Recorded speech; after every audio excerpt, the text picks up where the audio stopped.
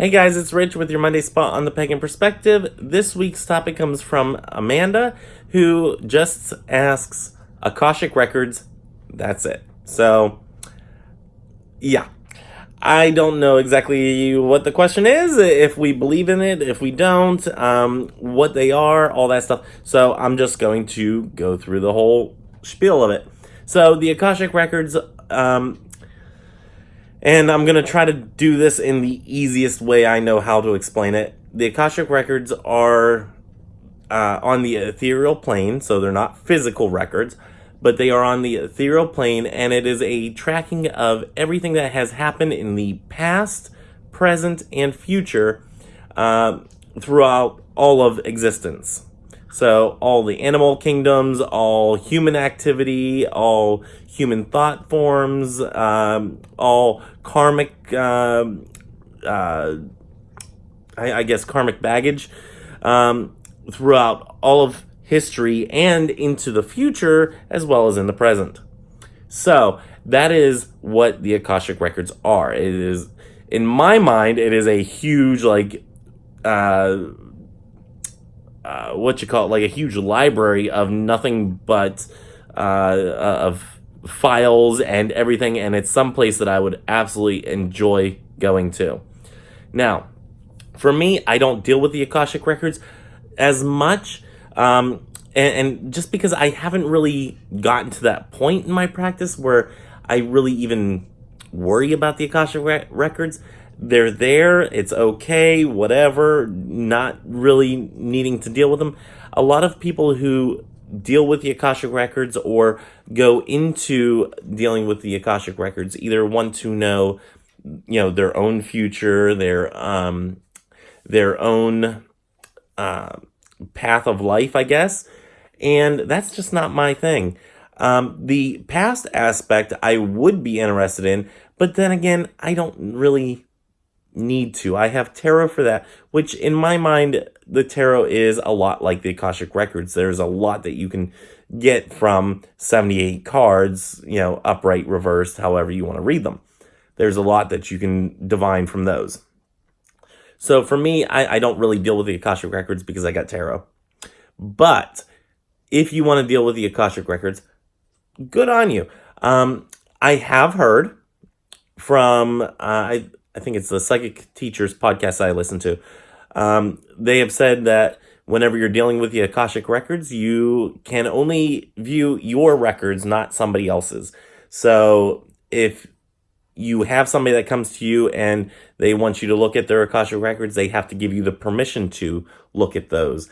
And then you can do your journey to the Akashic records, open their records, and see what you need to see in order to answer their question.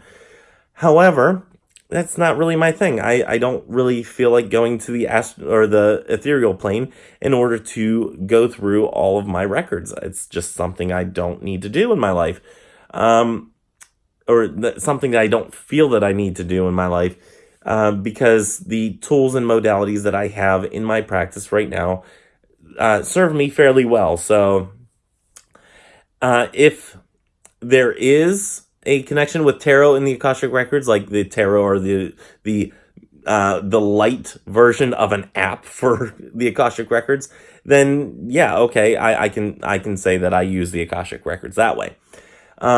If somebody's keeping track of how many times I've said Akashic records, oh my gosh, Akashic records.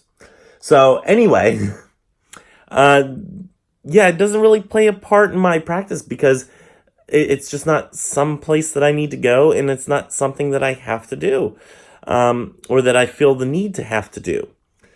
I think that if you're going there and you're going through your records and you're doing shadow work with those records, good on you. I choose to do shadow work in other modalities, and that's how I work. And I think both ways are valid. And I think both ways are beautiful in their own ways. So, yeah, the Akashic records, though, that is the Hall of Records as I envision it, is definitely someplace that I would like to go and visit, because I like me some filing systems. So, yeah, I'm an organizational type of person. Even though I don't have an organized life, I like organizational systems. So that's my video this week. Really short videos, or this one at least is a very short video. I wish I had more enlightenment to share on the Akashic records, but not something I usually deal with that often, so I know about enough to fill a thimble on it and enough to get me in trouble.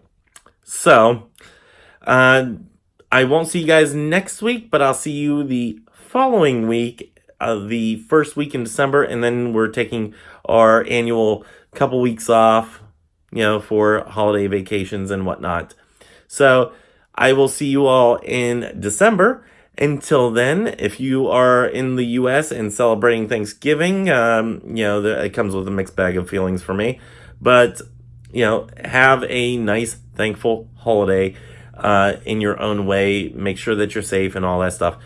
And for the rest of you who are not celebrating Thanksgiving or any upcoming holidays of that sort, just have a safe and happy time with those around you.